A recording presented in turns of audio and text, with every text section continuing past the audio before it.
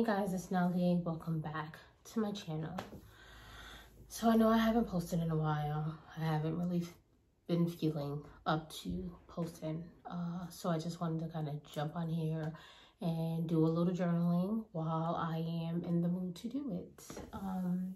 But before I start, I just want to give my condolences to all the people who lost family members due to COVID-19. My heart aches for you guys. I can't imagine going through what you're going through and not being able to, give your loved ones the proper burial or memorial that they so rightfully deserve. My sincerest condolences, and I'm so sorry for your loss. This whole COVID-19 has truly been an eye-awakener for, I believe, all of us. And particularly myself in the scenario, because it was just from one jump to the next and with no room to breathe, the emotions of losing Elijah, having his services, and then right to lockdown, right to just instant shutdown. It can definitely have its low moments to be, in this position. Although I'm normally not an outside person anyway, I go here or go there once in a while, but I'm okay with being at home. I'm okay with not doing anything but just chilling, relaxing, watching TV, or, just spending time with my family. So, and then all of these, the 2 years, helping and dealing with Elijah, I'm used to staying put, either being in the hospital or being home. So being here really doesn't faze me. However, I think the part that phases me the most is just instantly losing my son and then instantly, going to a lockdown forum. That can be mind tussling at times, and it can put me into, different modes at times, but I just try to, pick myself up and, kind of get through it. And I just pray about it. I think everything that I do, I pray for guidance and, comfort and just to make it through the day, But shout out to 3Bs. Thank you, babe. I love my shirt. So I'm in my room. I'm in my little own sanctuary of Team Elijah. This is where I come to. So let's get to the journaling portion of this. Now, this is going to be part one. It may be all over the place. So please forgive me, guys, because my mind can be in 50 million different places at one time. So I do apologize. I will try to stick to my point. Welcome to my journaling. So today, I just kind of wanted to talk about something that has played in my mind for the last couple of weeks. And that was for the last couple of days leading up until his last day. And, these thoughts that consume my head, sometimes I don't know how I feel about it. Sometimes I could smile about it. Sometimes I feel hurt by them. Sometimes, I could feel a little depressed inside, and sometimes I'm thankful and I'm grateful, because those moments really meant a lot for me. And so let's talk about the last couple of days leading up until his death. And, how I would watch how he would dramatically change, whether that was mood-wise, whether that was sleeping, whether that was comfort. Like every day was a different day and a different type of personality. And it was a sight to see. And a couple of days before, he was just like so clinged to me. And he always wanted me like right there by his side, whether it was just laying in the bed with him, holding on to him, or just rubbing his face, you know, just sitting next to him, talking to him, holding his hand. We would be watching Friends on the TV at the hospital. That was like his ultimate favorite show to watch, was Friends. And he was really stuck on that TV show because he told me that that got him through a lot of rough nights, you know? And so we would watch the show. And so now Friends became my favorite thing because it was his favorite thing, if that makes sense. And every night we would just lay together or sit together and watch TV and laugh and talk. And, you know, him and I had such candid moments. And, you know, when we talked about things that we've never talked about before. And so it made it more interesting because the kid that at one time couldn't talk about what he wanted when his time came was very open and adamant at those time frames about what he wanted. And so I was open with talking to him, and it just made everything so much more easier and just graceful because I knew what he wanted, because he actually talked about what he wanted. And although there was a part of me that cringed in the inside because I can't imagine for the life of me having a 19-year-old or anybody of that age, no matter the age, just discuss about how they want to go and knowing that they're going to go soon. So it was quite interesting to say the least. And you know, he was so very open with, you know, wanting to be cremated and, you know, wanting specific people to have his ashes. And, you know, just very adamant about having a celebration for his life. And, you know, I was just so proud of him at those moments because he was able to discuss with me what he wanted, because it was a point in time where he couldn't discuss it. It would scare him and it would mortify him to even have the very thought that he has to plan his own. You know what I mean? And so maybe like the night before he passed away, he was, I mean, like, you know, the couple of days leading up, he was just very protective of me. He didn't want me to go anywhere. I had to be like right there. If I was like going to get coffee every morning, I would take a walk and I would go and get me Dunkin' Donuts coffee just so I could start my day. And if I wasn't back in his room by the time he got up, he would be calling my phone. Where are you? Are you right here? I need you to come inside. And so, you know, I had a conversation with my mom and I'm like, Mom, like, you know, he's so tied to me now. Like, and she's like, yeah, you know, these are going to be the moments. And I'm like, you know, but a part of me is like so appreciative of these moments because it's just like, wow, my kid really wants me to be like right here. Don't get me wrong. I've been there every step of the way. However, it was just a different connection. For the last couple of weeks, it was just a different connection.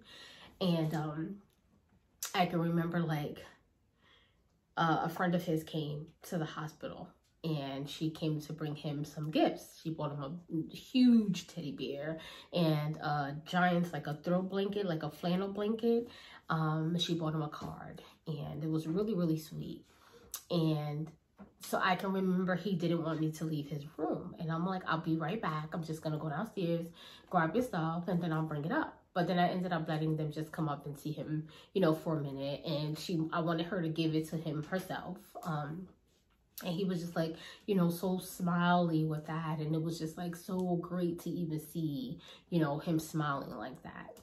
And so, you know, she gave him all of the items. And so she gave him all of the items. And he, you know, laid with the bear for a little while, and then I took it away from him. And, you know, keep in mind that at this point, he was already struggling with breathing. He had already had a hard time with breathing. And I walked them back down the stairs, but I ended up talking to the security guard at the front desk. And he called my phone and he's like, Mom, where are you? And I'm like, I'm right downstairs. He's like, I need you to come here. I need you to come here now. And I'm hauling tail to get up the stairs. I'm nervous. I'm like, my heart is beating. I don't know what's going on. And I'm like, I run to the room and I'm like, you okay? And he's like, yeah, but where were you? And I'm like, downstairs. Well, why would you take so long?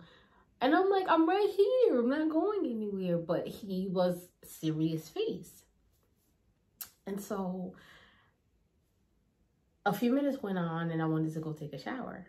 And so I needed to go and get a bag. So I go to the nurse's station and of course I'm talking to them. I know them all. We're all laughing and talking.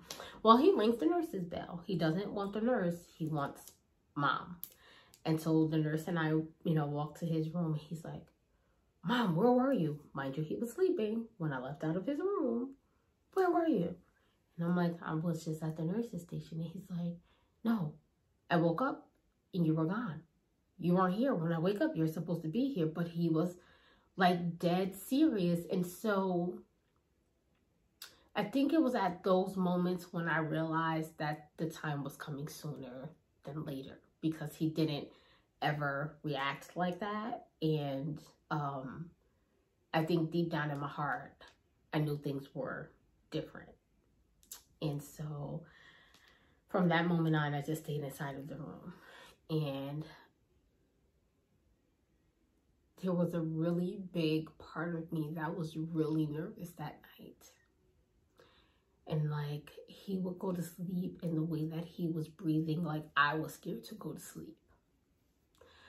And so, both his favorite nurses were there that night. So I was like so grateful for that. But I was still scared. There was something that was inside of like the pit of my stomach that told me that the time was going to come. And I can remember like being exhausted, but I didn't want to go to sleep because I'm just like, I can't miss his last moments. Like, if this is it, I cannot miss this. I need to be up and I need to be here for this. And I couldn't find a peace of mind, you guys. I couldn't. I wrestled all night to try to get a clear peace of mind. But every time that I would watch him breathe and watch how his chest went in and out, I was terrified. I was. But I think I was more terrified because I didn't want to miss that moment. And I ended up falling asleep, but I'm a very light sleeper, only because I had to, be there whenever he needed me. So I'm a really light sleeper. And one of his nurses was in, and they were actually taking turns to sit in his room with him because he was having a rough night. And so, they both took moments to help calm him down and sat with him for a little while just to kind of ease his mind. And at this point, I think he knew. And he was struggling to breathe so much those past couple of days. And it was like any walk to the bathroom, any just stand up, he would just be done for, struggling to catch a breath. And I can remember, like I said, I was sleeping, but I wasn't really sleeping. And I can hear him say to his nurse, I'm so glad that she went to sleep. She needs to sleep. I'm so glad she's sleeping.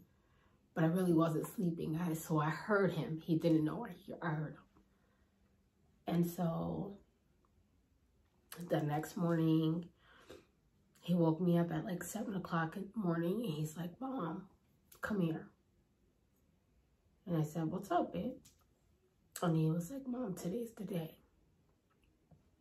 And there was so much that took place that day that I will forever play in my mind. From the time that he woke up till the time that he took his last breath. Watching the different stages that people go through, the final stages that people go through when they're transitioning can be really hard. You know, I always prayed that when he took his last breath that he would be sleeping and just peaceful. But he had a bit of a struggle before. And he fought to the end. That's for sure. He's always been a fighter, and he showed it up until the very end. And that morning, he just said, "Mom, I couldn't breathe all night." And even at that point, he was struggling. And just taking like the biggest deep breaths just to get some type of oxygen in. And so I called my wife, and I told her to hurry to come and go pick Tati up from school and to come up. And I didn't want to worry her. I didn't want her to think like, you know, he was about to go right then and there, and, you know, but, you know, she was able to make it. And during those last hours, it was rough to watch. And it had me questioning whether was I doing the right thing by taking the oxygen off.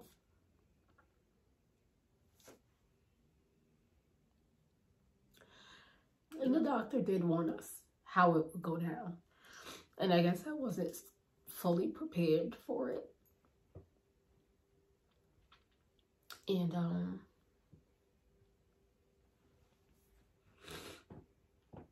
watching him transition, I watched him struggle to breathe because we had to remove the oxygen mask. Without a doubt.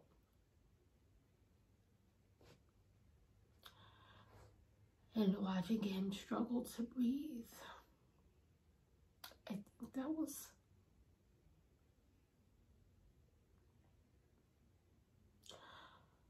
the most painful.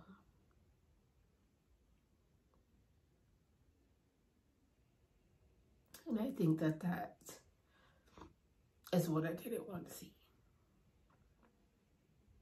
But I had to go through those moments.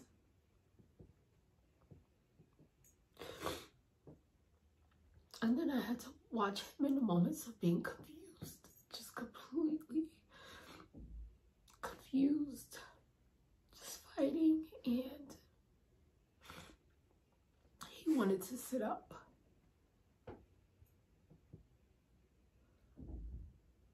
With no type of energy whatsoever to sit up, but he wanted to sit up. And I helped him sit up. But then we had to lay him right back down because he would just fall down. And then he would want sips of water because his mouth was so dry.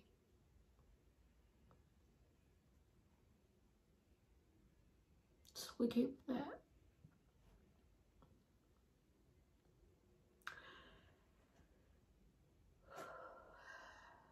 Then he would sit up and just say, "I'm so confused. I'm so confused." He had no idea where he was, what was going on, but he was confused. And that's a state that they go through when the oxygen is no longer in the brain. And so watching him during those moments, the only thing I can do is pray.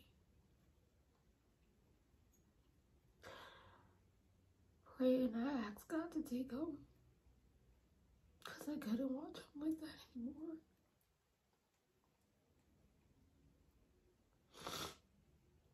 But I knew that I couldn't cry. I had to stand strong, hold his hand,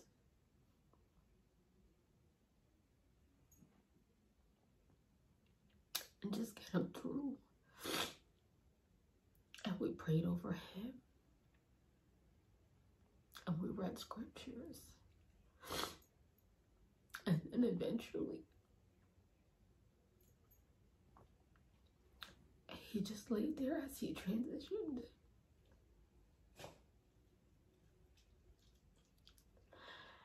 And I watched him fight for the little bit of air that was going in.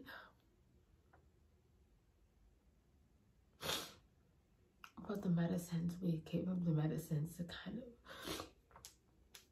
help him get through the moments until he eventually took his last breath. And I was grateful for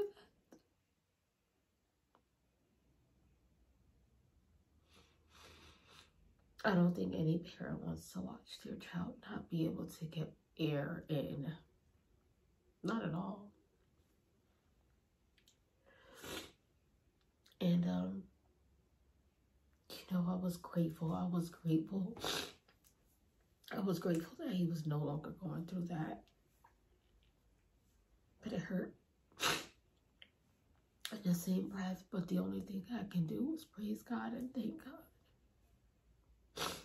And I just laid with him and sat with him and held his cold hand.